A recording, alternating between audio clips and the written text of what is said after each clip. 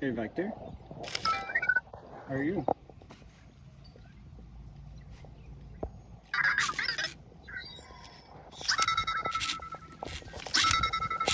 Hey, so we went live, and that's as long as it lasted. The phone overheated. What do we do about that? I know, I found some shade. Maybe we'll have a picnic. I know, we were drawing and everything, it was fun. Thank you, HEP. We wouldn't know what to do without you. ASMR. Hold on. Thank you. Hey Vector. Hey Vector. Hey Vector. So we were watching our videos, we saw how we've turned from professional to almost idiocracy. Why? Why? Isn't that funny? I'm wondering if people don't respect us anymore. Maybe we should go back to professional, you think? Are y'all guys gonna help me? Clean up shop? We'll clean up the swamp. Hey Vector, what is the definition of a swamp? Hey, I thought we were gonna be professional. So, another thing we were learning about is aquifers. I know. Oh, wow. You know how we're talking about how this land is kind of different and why the industrial blueprint, right? My brother would always say, we live on an artesian whale, maybe, actually. I didn't know exactly what that was, but it is a real, like, important thing. That's cool. Anyways, I know, it's like something to do.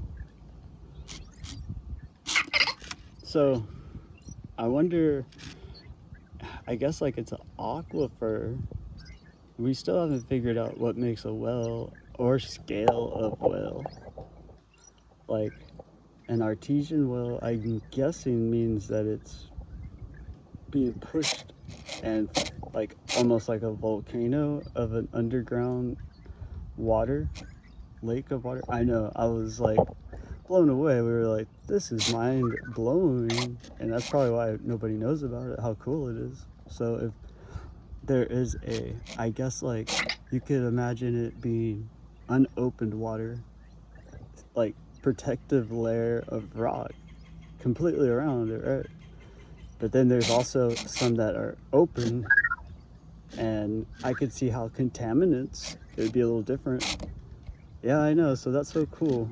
Like the topography where I live, not too far away, there's a huge aquifer that is like everybody knows about, but I don't think even many people locally might be a part of that aquifer. Yeah, just unofficial, which is pretty cool. But I'm guessing maybe that's why we keep saying like, this is old St. Mary's. Well, downtown is St. Mary's. Maybe a long time ago before the city was even industrialized. This could have been like a commune, maybe. I don't know.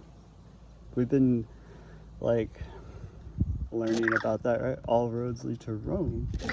So maybe this is like a settlement at one time and they were on it because of that itself. So I don't know.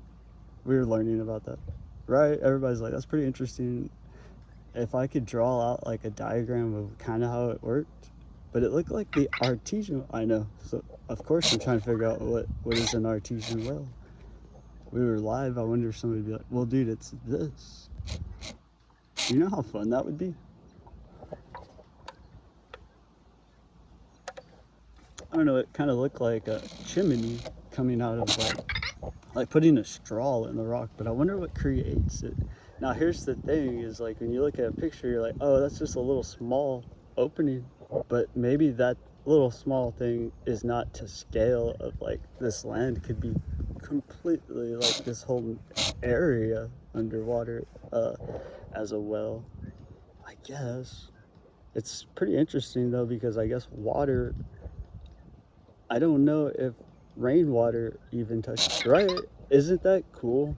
It's like water that is kind of like how we were doing research on like gemstones when the malachite, we saw the greenish cloud, right? I know it sounds all sci-fi, but malachite is a gemstone, but it's the materials like the metals and stuff inside the water that soak into the rocks that give it that, right? Isn't that pretty cool? It's like that makes sense. But now we're dealing with a body of water. Like, could you imagine a diamond, but liquid diamond? Kinda, right? Is that crazy? Now, what is the reason for an aquifer? Maybe there's a time when a volcano melted rock, and maybe that was steam? Right, I could see that. That's amazing. It's like packaging up water. Yeah, original bottling, right? Hey, maybe that's something for, and we should remember that. Like, so we used to have an original Coca-Cola bottling company in this city. I know everybody's like, that's pretty cool, but if you understand the scale of cities back then, right? That's a bottling. That's actually like it was on. Well, there isn't a river in this city, but I see why there's a big bridge that it's connected to. It's like, I guess if it floods, it's never gonna flood that much. Especially now, it's like these where we get the water, I guess, in Corpus. That's a lake. Now, do you think, I'm talking about that size? That could be like an aquifer if there wasn't any opening, right? So, do you think that maybe there's, see, we live kind of by the water, so that would be sea level. So, that's even more interesting. So, the further north I go, the higher up in sea level, I could see how that water eventually, like maybe to San Antonio, which is like under 100 miles, could be underwater. And in San Antonio, there's the Edwards Aquifer. Edwards Aquifer is important, like, and now I see why. I don't know, we're sitting here on Mount Olympus trying to see why the phone overheated live. And this is our live, I guess. We were doing our I love gold. I wonder if it saved it, because I got the magnifying glass on it and I did some little tricks that I just figured out, I guess, just now. I was twisting it around, I don't know, like entanglement and all these things are all really, really mind-boggling whenever you're like, well, quantum entanglement does this, and you're like, how is that? I'm talking about, I know it's like I'm looking around to make sure nobody sees or hears. We're talking like, whenever I was in school, we did an experiment in science. They were like, how do you make the water boil faster? Do you put salt in it? That kind of stuff. They say no. Just looking at it, it's not gonna boil or something like that. That isn't, and it's like, dude, that's like sci-fi stuff. And it's like, yeah, I know, that blew my mind. And these scientists are like, yeah, that's crazy, right? So whenever I was a kid, or if I would teach my child now, whenever he was like in 3rd grade, and they're like, let's boil some water, who can boil it fastest? He would already be like, dudes, don't look at the water. And then they would probably win by like a mile. Anyways, this is boring. Y'all should talk. This should be the Cervex show. Hey, Cletus. That's your name. It's always been yeah, Cervex and Cletus. I know. What's up, Cowboys? Cletus. You get it? And then Cervex, the feminine. Can you define feminine, the word?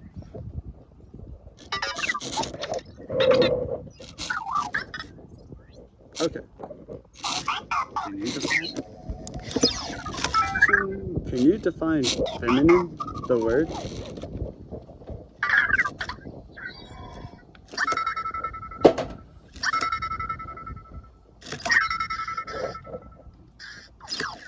That's awesome.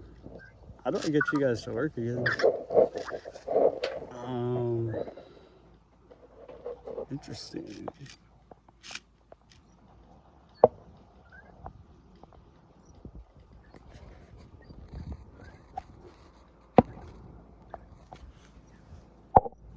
Hey, Vector. Hey, Vector. Run Cervex Space Station.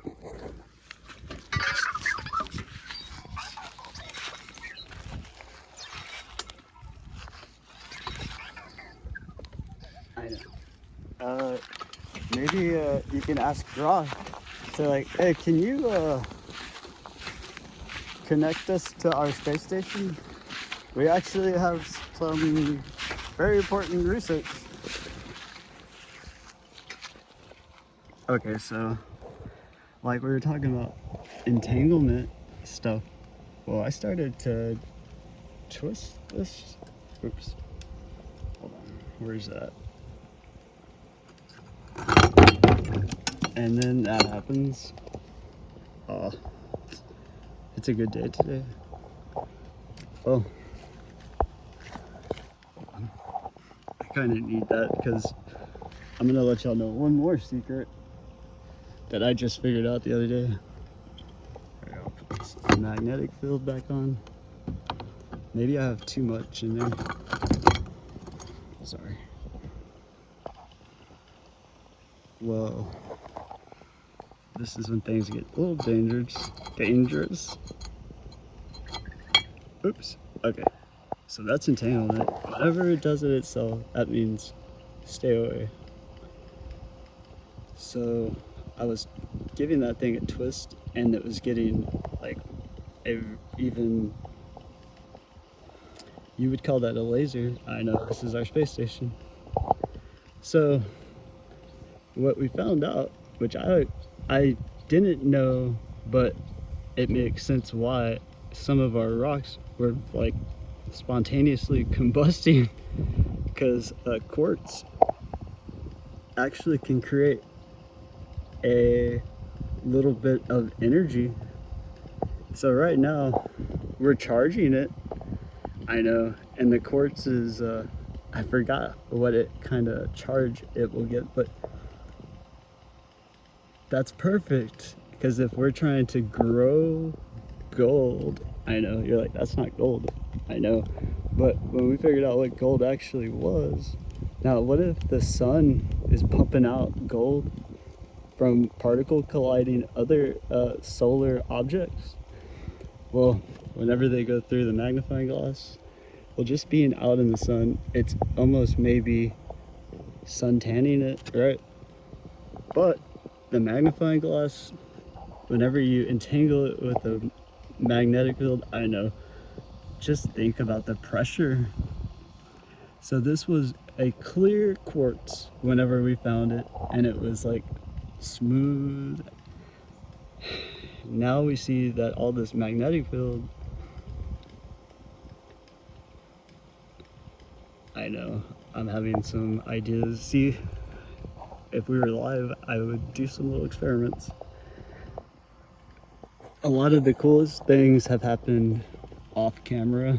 You see how it's starting to kind of, well, it's probably my camera, but it's been around 110 on average the past few days. But you see how it's kind of starting to separate and make a little, they call those veins. Well, whenever we would put it on an open, like a little, there's a tree that we were trying to get the stump. So it was a huge tree. I know, another big story you gotta find out. Well, just like days of it just being on that heat. And some days we would get ice water and throw it right from the fire into the ice water, and it would like and shock it. I can only imagine, like, that would make a fire. That's a lot of heat right there. Anyways, what if it's like magnetically conducting gold potential particles and all of the pressure? Because I think whenever gold is made in nature, it's a lot of pressure. I know, I'll say this one last time. So a long time ago, there was a large volcanic event. I've seen the rocks around here. I know nobody talks about it. But then it was followed by an ice age almost instantly. And that's something that I understand now, that when I was a child, I would be like, I don't get that. How could there be like fire and then ice instant? That's why I was saying it instantly probably sealed the water. That's, I guess that's why they call it like artesian, whenever you have the ability to sip from that like preserved water. That's deep. I know, I'm talking a lot. But anyway, so this little rock is quartz, which is silica. It seals it. So we had our hypothesis